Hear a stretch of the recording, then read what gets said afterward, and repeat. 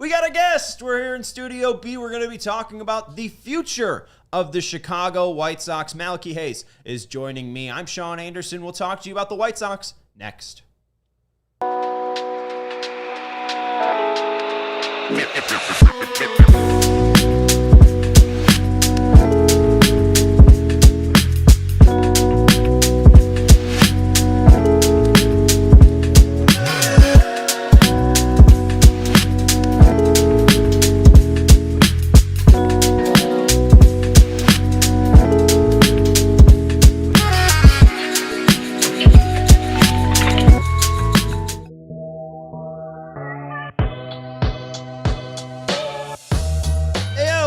CHGO White Sox podcast presented to you by Bet365. Whatever the moment, it's never ordinary with our friends over at Bet365. Sign up with code CHGO365. I'm Sean Anderson, your host of the CHGO White Sox podcast. I have a guest today. We'll introduce them in just a second. Producer is Joey Christopoulos. Hey, what's up, Sean? Not that much, Joey. Our guest today, very excited to have somebody else in Studio B besides Joey and I for once. It's Malachi Hayes, the Southside Weekly sports columnist, artist formerly known as Pine Tar Keyboard, the best handle that we've ever had on the show for 3 years. You know, it's been about 3 years for CHGO. Wow. You have not been usurped as having the best handle. Wow, that's more success than the White Sox have given us over the last few years, so I'll take it. Absolutely. We're going to be talking about the White Sox, how Malachi's felt so far about the 2025 Sox. We'll go into some future looking of the Sox as well. Can they both handle Teel and Quero on the same roster in the future? It's working out well so far, but can that be maintained in the future years? We'll be talking about where the White Sox will be playing, and I gave Malachi a third topic that I totally forgot about. Think Luis Robert Jr.? What did we talk about? Guy. I like it. So why don't we just start there? Because I don't even know if I was going to just do future plans. I've been looking a lot at Luis Robert Jr. He's been fantastic since July. I posted this on the app you no longer use anymore. Since July, 128 weighted runs created plus, I think a 295 average, a 360 on base percentage, a 454 slugging percentage. He has put up 1.1 FWAR since July 1st. On pace now to finish at a 2 WAR or 2 FWAR season. And he's basically at the same production where he was last year. Similar amount of games. I think he was at 86 weighted runs created plus last year, 84 this year. I think his WAR is a little bit higher because the defense has been graded out a little bit better this year. But what do you make of his weird 2025? Because for the past month and a half, it's been fun to watch him. Yeah, I think what we've learned over 5-6 years of watching Luis Robert Jr. play, and wow, it's hard to believe it's been 5-6 years now. Still remember that first 115-mile-an-hour single and, with no one in the crowd and thinking, wow, we got a guy. But if we've seen anything is that consistency is not really just a part of his game. His peaks are MVP level and his valleys are unplayable. And that's really been the case for the majority of his career now at this point. He came in second in Rookie of the Year voting, but even then his splits were very much high peak at the beginning and then crash down to the bottom. We saw it, you talked about in the spring a lot during spring training. He seemed to have improved his plate discipline considerably. The walks are up. That OBP, that 360 OBP that you just mentioned, that's new. That's not something that we've seen from him before, even when he's at his best. So, you know, I'm not going to say this is going to be super sustainable like he did maybe for most of 2021, 2023. But it's promising. I don't think he was nearly as bad as he was in the first half. Now that he's got some clarity on his future, perhaps he's not going to be traded, at least between now and probably the middle of the winter. You know, we're on the upswing, and we'll probably hit the downswing again sometime soon. But this is who he is as much as the first half is who he was. Recently turned 28 years old. You talk about the peaks and valleys, and it is tough to kind of nail down who he is. It does seem like he'll be at least on the team in the offseason. Chris Getz really hasn't entertained. Otherwise, it does seem like they will be picking up that option and then ultimately giving him the $5 million raise, which I think is the right idea because you are seeing a little bit of a rebound here after a somewhat slowish 2025. Even earlier on in the season, you saw the speed still there, the defense still there. And I find it funny when you do look at the walk rate, it is at a career high 9.8%, which if you ever told us that in 2021 and 2022 he'd have a 10% walk rate, I feel like we would already be like, we would think he'd be winning MVPs by now. He's arrived, right? it's weird because when he was a rookie, you saw a great average, 338. Then in 2023, you saw the homers, 38 homers. And now we're seeing like a defined plate discipline, but we have never seen it come all together. Do you still think, I mean, again, when I was growing up, prime of an athlete's career was like 28 to 32. It feels like that window has shifted to the earlier side. But even though he is, 28, do you think that the best is still ahead for him? Because I still feel like he's difficult to write off. I completely agree with you there. Who can say for sure whether it's going to happen, but I think there is a lot more in the tank. He's kind of an outlier in the sense that he is just a physical Adonis. He's, a marble statue. And has been since the moment he's set in the majors. So as far as physical prime goes, 28 to 32, 27 to 31 is kind of that sweet spot that we've historically talked about. I don't know if that necessarily applies to him. So baseball is a tough game. Hitting is tough. It takes sometimes 4, 5, 6, 7 years to really, like you said, put all that together. Swing decisions have been a big part of the walk issues for Luis in the past, where when he's fooled and when he's lost at the plate with his approach, he's totally done. Like, you can throw him 3 straight sliders in the dirt, and he's going to swing at every single one of them. And sometimes it takes years and years and years to figure out how to not do that. I think we actually saw, the big flaw with Jose Abreu for many years was when he swung and made contact, it was as hard as anyone in the game, but he just couldn't walk like someone with that level of power really should have been. But then you did start to see that later in his career. Sometimes, guys come up like Aaron Judge and they're hitting immediately, but careers in baseball are not linear at all, especially when it comes to skill development and mental skill development and things like pitch recognition and just trying to get in the pitcher's head. That takes a long time. So, again, whether he'll actually bring it to fruition, always an open question. But there's no doubt in my mind that he very well still could have 2, 3, maybe even 4 of those seasons where he's playing at an MVP level. And fingers crossed he does it for the Sox in 2026 so they can trade him for a lot of prospects. Let's go to Chris Getz. He will be one of the main focuses on today's podcast. Yesterday we talked about the idea of fun bad. Is this team fun bad? Are they just bad? Yesterday was a pretty horrific way to lose. How do you feel the first year and now, I guess, year and a half of Chris Getz's rebuild has gone? Is this par for the course? Are they exceeding expectations, a little bit behind? What do you think? I wrote an article for Southside Sox back at the end of April, beginning of May, more or less nailing them to the cross for the lack of progress. At that point, Corey Lee was struggling, had just gotten hurt. Miguel Vargas this was right around swing change season for him, was struggling. A lot of the young pitching was struggling, and it really seemed like they had kind of stagnated and now, on pace for their 3rd straight 100-loss season. We weren't seeing the kind of growth that we needed, and that's not been the case the last few months. They brought up all the prospects at once, especially since the All-Star break. The numbers just speak for themselves. Quero, Teel, even Chase Mydroth has played a little bit better. Colson Montgomery has done his thing in spite of some red flags there. So, yeah, it's hard to not, think about some of these previous rebuilds, how they were around 2017, 2018. Yoan Moncada struggled for a year and a half, almost 2 years before he really turned it on. Lucas Giolito, famously worst pitcher in the game, his first full year in the majors. And to see 3, 4, 5 of these guys come up and, even if they're not knocking our socks off necessarily, have clear positive impacts on the team and on the game is really promising, because it's at a level that I don't think we saw at a similar stage the last time we went through all this. Yeah, even to throw in, you throw out Moncada and Giolito, Rodon just coming out of nowhere to become an ace. There you go. I mean, 2020, he was barely used. His shoulder thrown was out falling apart, the Guardians in late September. Goodness, and our dartboard throw after Crochet gets hurt against Oakland in Game 3. It was, whew. What a world. Imagine if we had that Carlos Rodon for 2020. They'd probably get past Oakland. I have a lot to say about that. With Colson, though, you talk about the red flags.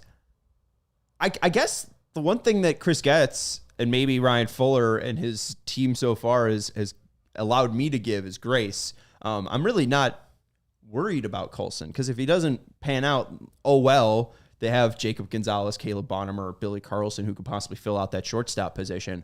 But what surprised me today, Thomas Nestesko at TJ Stats on X put out the top outs above average for shortstops. And who's there at 10?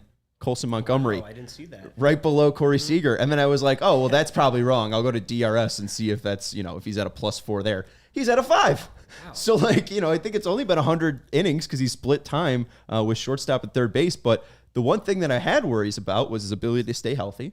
He's so far so good on that, knock on wood.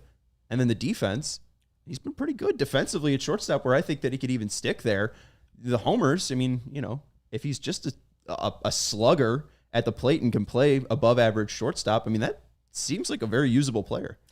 Oh, 100%. And I think a lot of the perception issue was that he was, you know, I think the last time we talked, actually, it was pretty fresh off of Kylie McDaniel naming him the number 3 prospect in the entire game, which was a pretty aggressive overrank. So, you know, if we were counting on Colson Montgomery to be, you know, a Corey Seager, to be that middle of the order guy who's going to carry the team single-handedly, we were probably going to be disappointed. Does he seem likely to be a very solid above average, probably all-star peak, maybe left side of the infielder?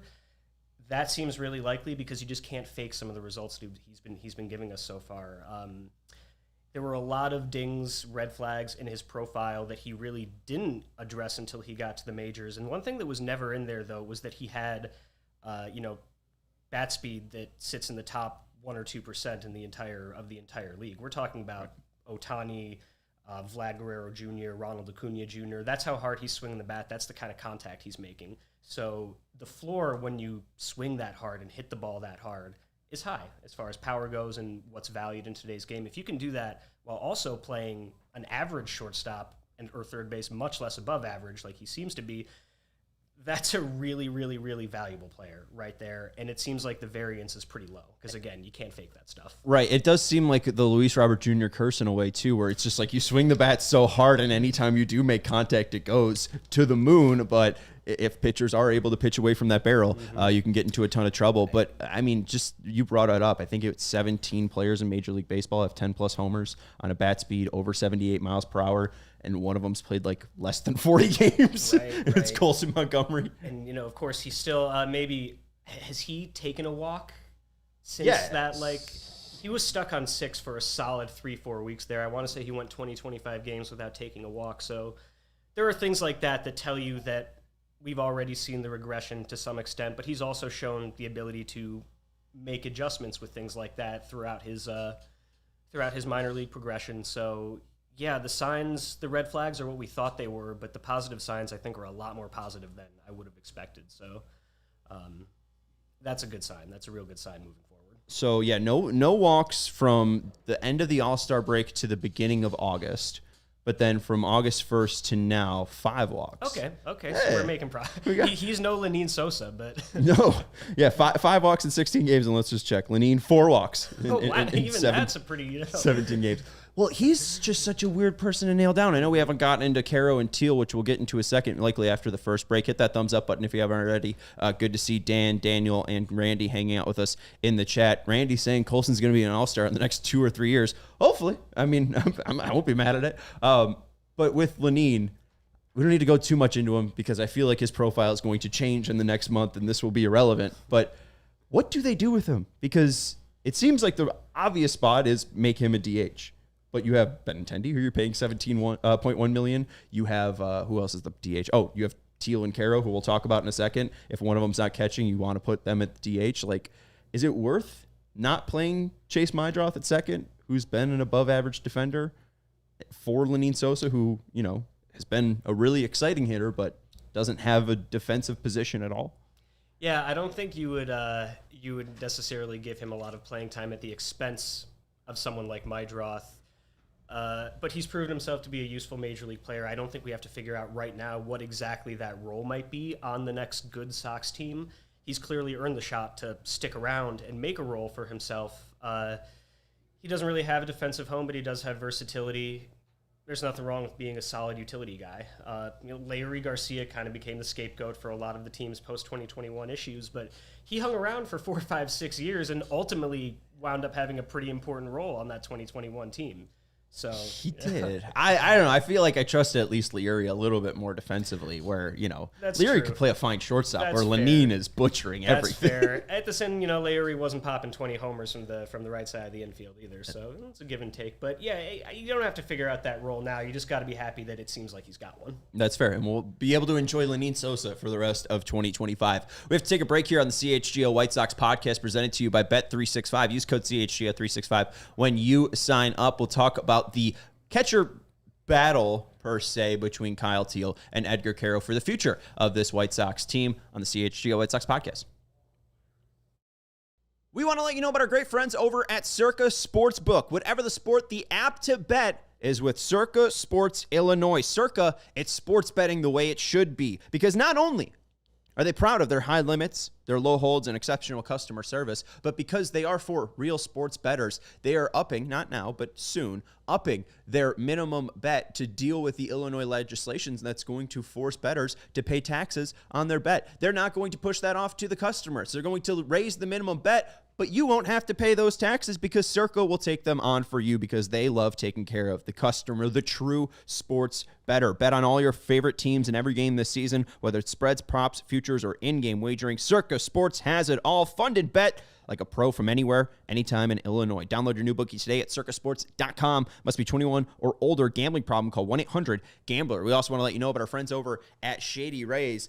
Future's so bright. We're talking about the White Sox future. Bow.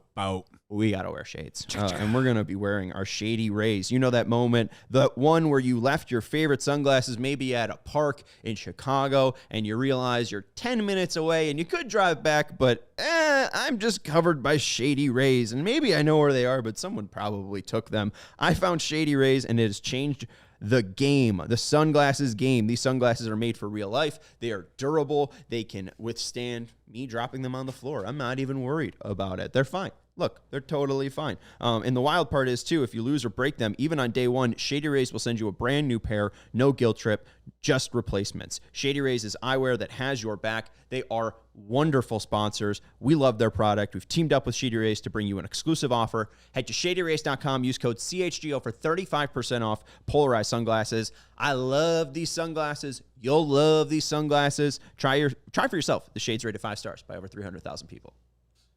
Welcome back to the CHGO White Sox podcast, presented to you by Bet365. Use code CHGO365 when you sign up. I'm Sean Anderson. That's Malachi Hayes. We are here talking about the future of the Chicago White Sox. Right now, they have a good problem at the catcher position. You have Kyle Teel, who's been tearing the cover off the ball since the All-Star break. You have Edgar Quero, who's been tearing the cover off the ball since the All-Star break.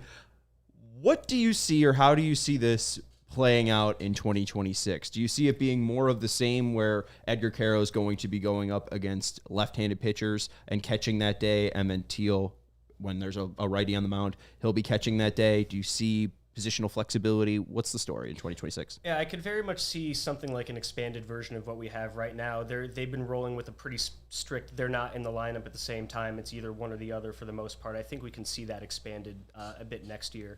But I don't think you have to do a whole lot of anything. Just let them, get them in the lineup, let them rake. I think the thing to think about is that catching is really hard. Catching is a position that just knocks you out, takes a toll on your body. It's hard to stay healthy. I'm going to throw some numbers at you. So since the start of 2023, we're talking about 450-odd games for each team in Major League Baseball.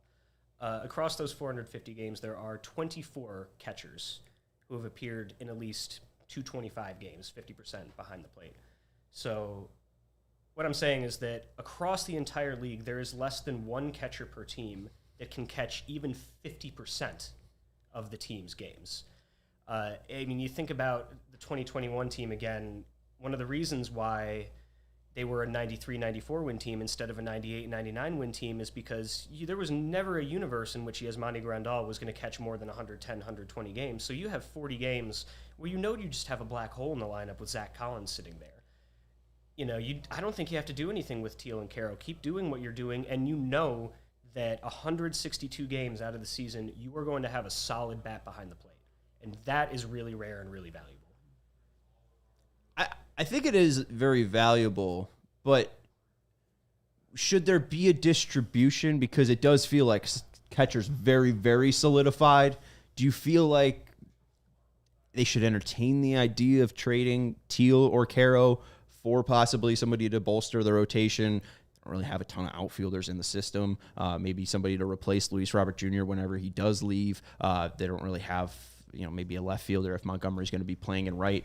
So what do you think of trading one of them? Or do you think it is like a luxury to have these two catchers to be able to, displace that load? I mean, there's never such a thing as an untradeable player, I don't think. There's a right offer for everything. It would have to be a really high offer in this case because, I think you just accept this as a luxury that's really good to have and is probably, if they do actually manage to turn things around over the next couple of years, it's going to be a significant reason why. That's one of those little depth pieces that all good teams have and can really take you from being a true top-of-the-scale contender to something like what those 2020-21 Sox teams were, which is, compete for a division, win a division, but you knew they were kind of a step down from the Astros and the Dodgers and the Yankees and the teams that you really expected to be in the ALCS, NLCS World Series every year. Teams like that don't have 40 games of a black hole at catcher. And so I don't overthink things. I think you say to yourself, we have a luxury that's really hard to grow organically. It's a small, not even a small impact, it's a hidden impact, but it's the kind of impact that good teams and truly competitive teams need to have. So for me, it falls into the don't try to fix a good thing category. If it ain't broke, don't fix it. Absolutely. And there's some of the youngest catchers in Major League Baseball. I think Quero is the youngest, and then I think Teel is second or third or fourth youngest. Very rare to see 22-year-olds and 23-year-olds coming up and catching at this level. Elijah Evans sharing this since the All-Star break. Teel, 312, 345, 519, 4 homers, 4 doubles, and 12 RBIs. Quero, since the break, 306, 346, 486, 3 homers, 4 doubles, and 10 RBIs. I think if I had to pick one in a fantasy draft just to put them more head-to-head, I think I would rather ride Teel as a franchise catcher. Maybe, doesn't have to ever come to that situation. But I think that's going to be the guy that ends up having the better career. Do you feel similar, or do you like Quero's makeup, especially his ability to just kind of keep at bats alive and just go the other way? He doesn't need to rely on power. Yeah, I don't know if I can make that kind of long-term projection. I think what you could say is that Teel probably has a much lower floor and a much higher ceiling, especially as far as the bat goes.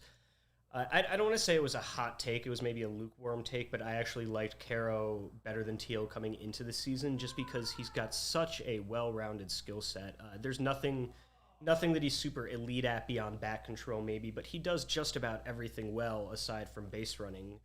The defensive metrics are not very kind on him, but one of the things that was consistently reported on him throughout the minors was that scouts think he kind of outperforms those numbers because of some of the smarts, because of his accuracy. I mean, that's step in front of the plate, throw down to third, man. I mean, that takes physical ability, sure, but that takes a level of forethought, anticipation, and execution that's a lot harder than it looks. So he's got such a high floor that I'm still really bullish on him being a really consistent 3-4 WAR player in the future, even if Teel might have some of those seasons where you're like, wow, he's maybe one of the top 5 catchers in the game. I don't know if Quero's ever going to have that peak, but I think he's going to have a very, very good career. And the one thing, too, about framing, I feel like that's where you need to, as a White Sox fan, put your trust in Walker McKinven and Chris Getz, because when you see the Brewers' transformation in catchers year on year in their framing, like McKinven has been able to unlock a lot, specifically from, I think, Grandal, Navarez. They've had some of their best years in Milwaukee when it comes to framing. So him only being 22, Teel the same way. I think Teel's like an average, maybe a little bit below average framer. Quero's like the worst in Major League Baseball. Just says, there's a lot of room to grow there. But, you talk about it. He's now 5 pickoffs behind the plate, and that play yesterday is such a huge out that didn't end up mattering. Mm-hmm. But in a way matters because it's only 11-10, and if that inning stays alive. But the back pick on Brujan at first base was just disgusting. Yadier Molina, and we don't have to get who I believe is a Hall of Famer personally.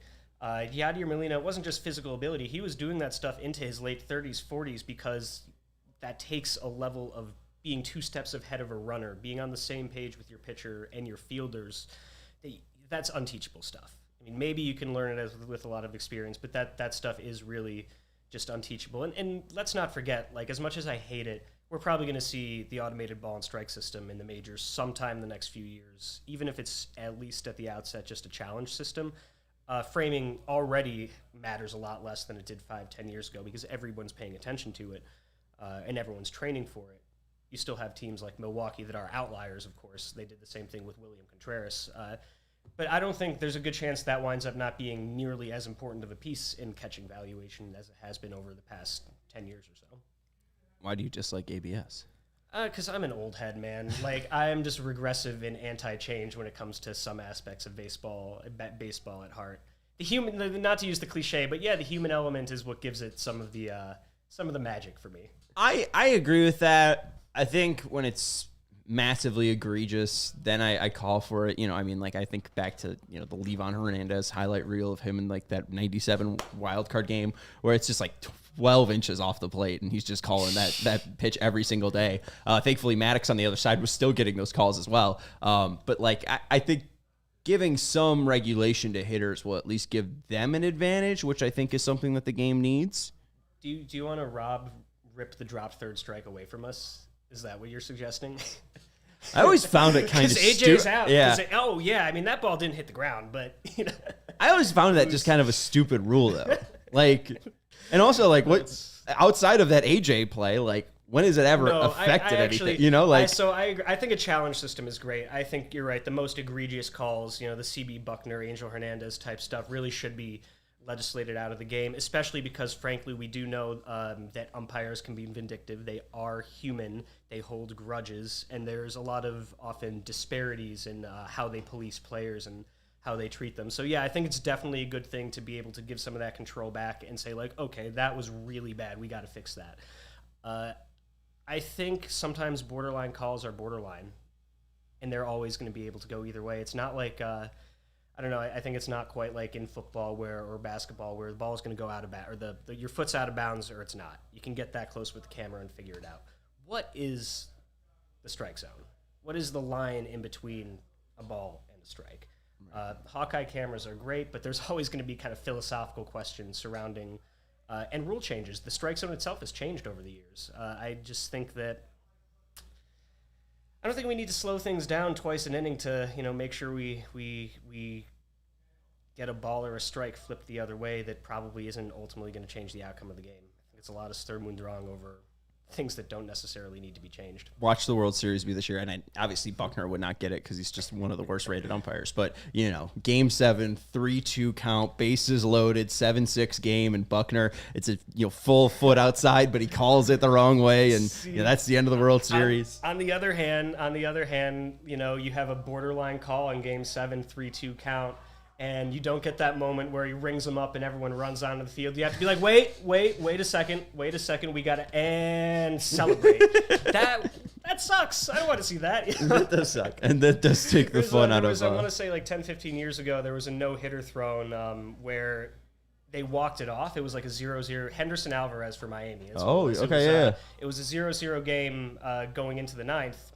And maybe I'm butchering this a little bit, but it was essentially an 8 or 9 inning no-hitter that only became a no-hitter once the Marlins walked it off in the bottom of the inning. Oh, like it would have gone to 10. It would have gone to 10, yeah. Very nice. Yeah, they win 1-0. Let's see who drove in that run because that's always fun to figure out. It's probably a bottom of the ninth run after he had gone 9 no-hit innings. So Giancarlo Stanton hits a single, 1-out single. Then Logan Morrison hits a single to move Stanton to second.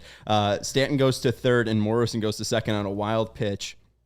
Then Hechavarria grounds out to shortstop. Then Chris Coughlin walks, so bases are loaded. Let's remember some guys. Then Greg Dobbs, I think, faces one pitch. It's a wild pitch, and Stanton scores for the 1-1 Wow. The 1-0 Miami walk-off. Celebrates the no-hitter. Right. And what? So there's precedent, I guess, but those little moments, man. I don't want to stop the game 4 or 5 times a game for those little moments. I don't just being a regressive old head. I don't hate that. I think that's a fine thought. But also, the game has been sped up. Thankfully, there's no other 3 long-hour marathons. They've been typically around 2.5. We got to take a break here on the CHGO White Sox podcast. We'll talk a little bit more about the future of the White Sox, especially where they possibly could play beyond 2029 here on the CHGO White Sox podcast. We want to let you know about our great friends over at Game Time. I was able to secure this wonderful bobblehead that reminds me of that lovely 2005 series with Jose Contreras, Freddie Garcia, John Garland, and Mark Burley all together for the low, low price of $7. Our pal AJ was able to get into the Game 1 of the Cubs-Brewers doubleheader yesterday for the low, low price of $7 because they used Game Time. I used Game Time. Game Time makes getting tickets even faster and easier. Prices on the Game Time app actually go down the closer it gets to first pitch. This is the app to use when you are, or if you are, a baseball fan. They have killer last-minute deals, view from your seats, and their lowest price guarantee. If you do find a ticket for lower on a different website in the same row and same section, they will get you 110% of the difference. And I think, it's under 10 minutes. Their customer service is fantastic. And again, you can get your fees included, so you know the price right before you buy them. Take the guesswork out of buying tickets with Game Time. Download the Game Time app, create an account, and use code CHGO for $20 off your first purchase. That's code CHGO for $20 off your first purchase. Terms apply. Again, create an account and redeem code CHGO for $20 off. Download the Game Time app. Last-minute tickets, lowest price guaranteed. We also want to let you know about our friends over at Mint Mobile. Stop getting burned by your old wireless bill. Go make those fun plans. Go up the coast of Michigan. Get the extra rack of ribs for the barbecue. Cut out your wireless bill. That should be the last thing holding you back. Make the switch to Mint Mobile. You can get the coverage and speed you're used to, but for way less money. And for a limited time, Mint Mobile is offering 3 months of unlimited premium wireless service for $15 a month. So while your friends are sweating data overages and surprise charges, you'll be chilling both literally and financially with a frozen margarita. You can keep your phone, you can keep your contacts, you can keep your number. All that's changing is your bill. New customer offer with 3 months unlimited wireless plan for just $15 a month. Upfront payment of $45 required. Limited time new customer offer for 30 months only.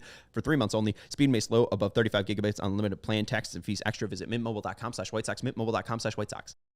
Welcome back to the CHGO White Sox podcast presented to you by Bet365. I'm Sean Anderson. That is Malachi Hayes, the sports columnist over at Southside Weekly. Got to get used to your new title. Welcome into the CHGO White Sox podcast. We'll be talking about the future of the White Sox for the next 15 minutes here. If you haven't hit that thumbs up button, make sure you do. If you have any thoughts, share them like Randy is in the chat, and make sure you are subscribing to the CHGO Sports YouTube channel. We had an emergency podcast today as Tyson Bagent, I was going to call him Carm Bagent, he had his extension, and Mark Carman was able to get the breaking news out to the NFL world. We'll answer some of Randy's questions here before we get into where the Sox will play. But Randy asking, how do you feel about Will Venable as manager? I feel like it's still too early to tell, but the fact that they're trending to a 105-ish loss season after 121, that's enough improvement for me. Yeah, I think it's jury's going to be out until they start winning or they don't start winning. I don't like that even though their win-loss pace has obviously improved, I don't like that they're still underperforming the Pythagorean win-loss, what the runs scored versus runs allowed should say, can buy a solid 5 or 6 games, which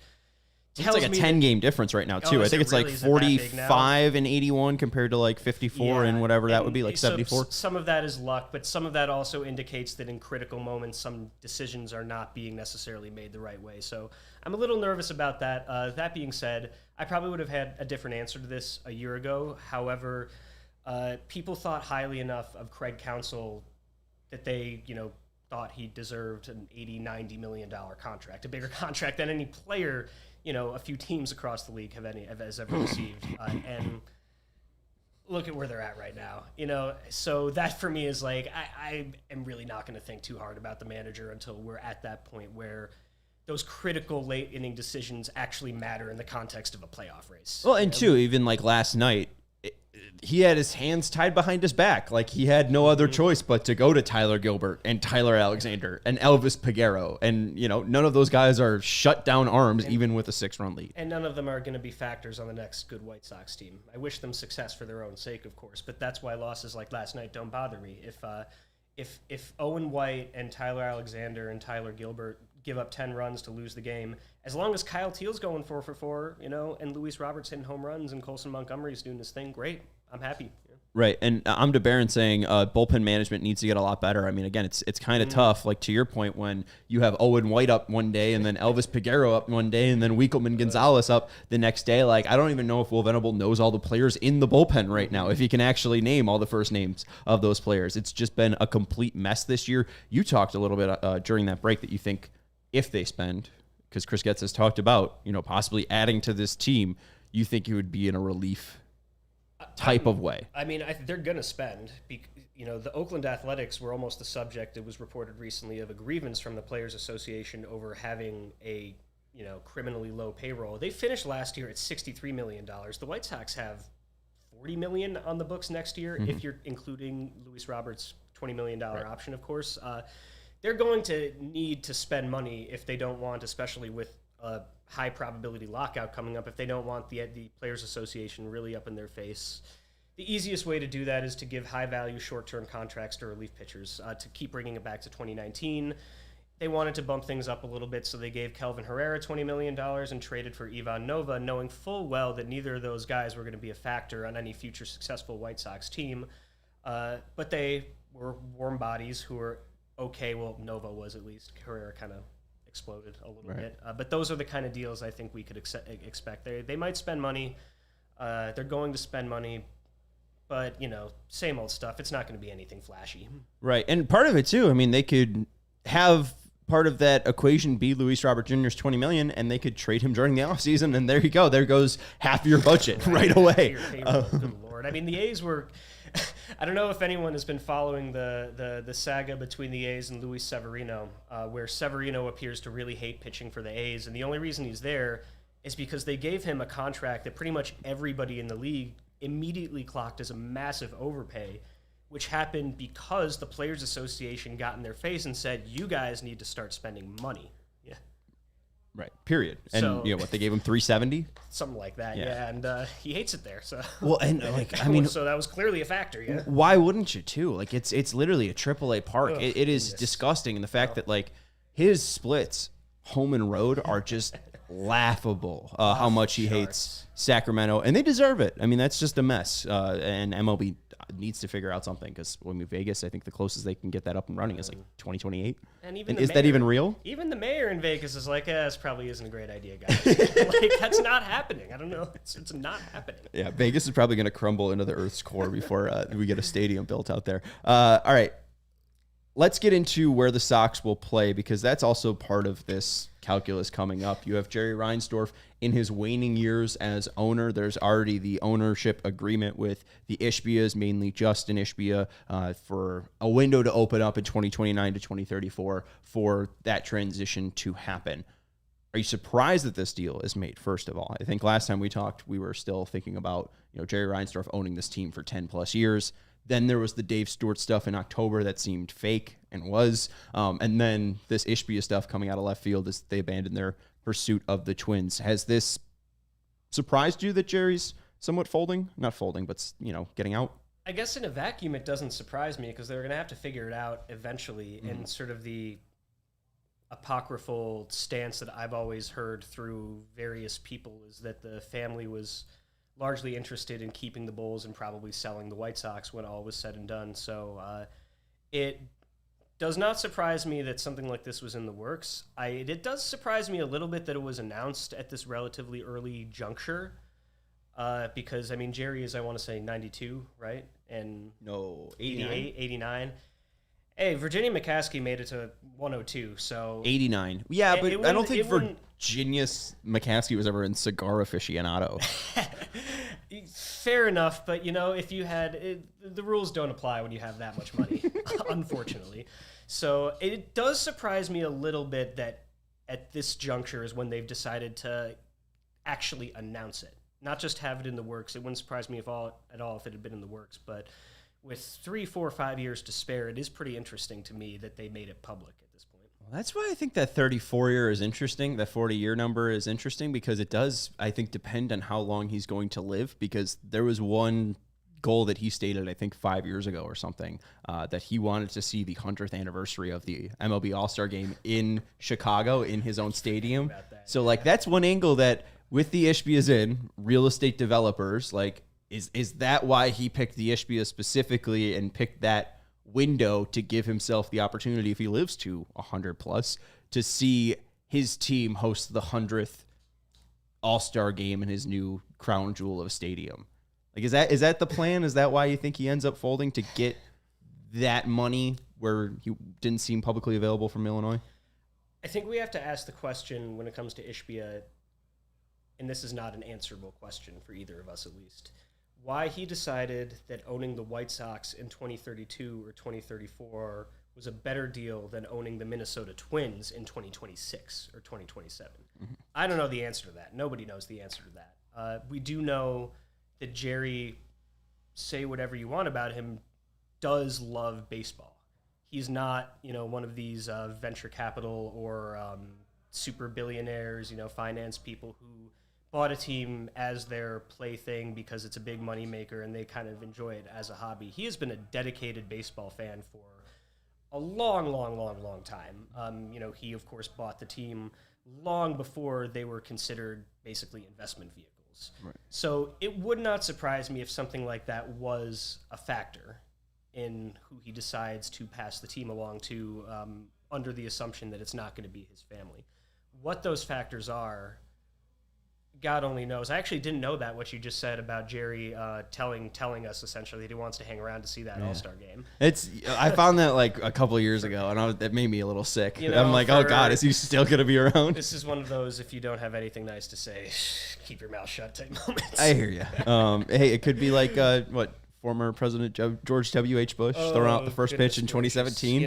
If he's there, hey, credit to him. Man, baseball ownership. Give me, I don't know what the alternate universe is where George Bush keeps owning the Texas Rangers, but I might like to live in it. Do we still get Bud Selig if that happens? Anyways, what do you make of where they currently are? Do you think a new stadium is going to happen, with J.B. Pritzker seemingly saying no to giving sports teams public money, the White Sox pursuit of the 78 seemingly to fall through the cracks in the floors, as the Fire have now announced their plans to build on that stadium?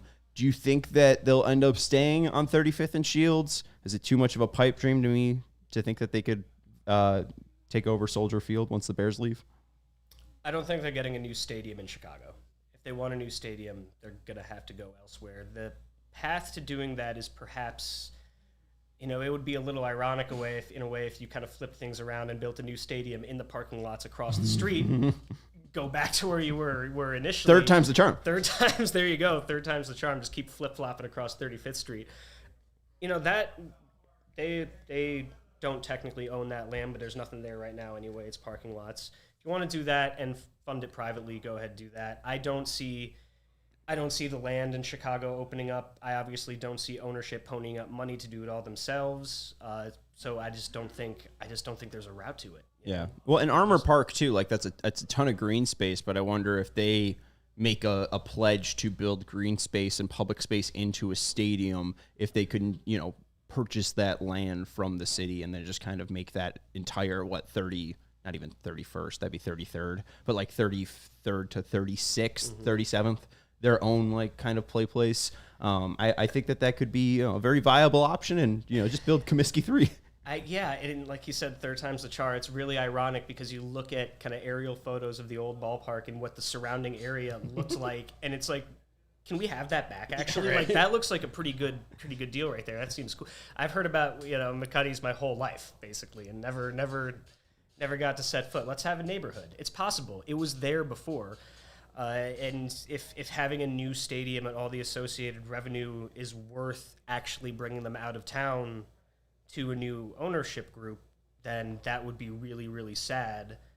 But that's the deal. You either get a new stadium or you stay in Chicago. There's not a world where both of those things happen. And one of the things that I think was leaked out about the Ishbias abandoning the Twins was their amount of debt. I don't know if that's tied to Target Field specifically. It's the RSN disaster there. Right, which the White Sox are kind of getting themselves into at this moment. So I wonder if that's part of it, but we'll see how the Ishbia ownership plays out. Do you think it's closer to 2029 or 2034? I think it's very interesting that these cash infusions that they've talked about are scheduled to start when 2027. I think next year, 2026, to start paying off debt and some just salaries or whatever. I think it's interesting that they seem to have timed those out relatively parallel to when Getz and company have stated they want that competitive window to reopen, which I believe is 2027. They're on the record kind of using that as a target date.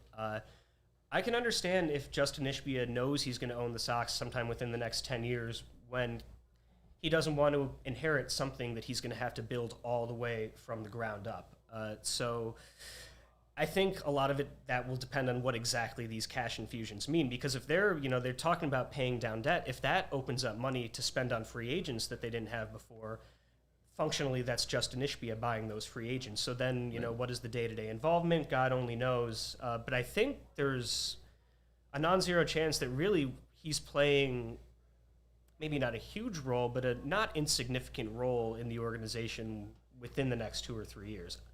I'm talking on my butt there. I don't know how those dynamics go necessarily, but those are the things that I've noticed with these the information we've been given. Sportico reported that him and Matt had like a 5% share starting in 2021, and there's a lot of videos of him behind home plate, taking in a lot of games with the family. Good friends with Eminem's jacket guy, right? Yeah, right. So I don't know. I could see him the sooner the better. I think for at least him. I think that if he could have gotten that team from Jerry yesterday, I think he would have done it. So it'll be interesting to see it play out. Make sure you check out Malachi's work over at Southside Weekly, the sports columnist over at Southside Weekly. Make sure you check out Malachi's writings over there. I know you have a piece about the 78 coming out soon, so people could check that out.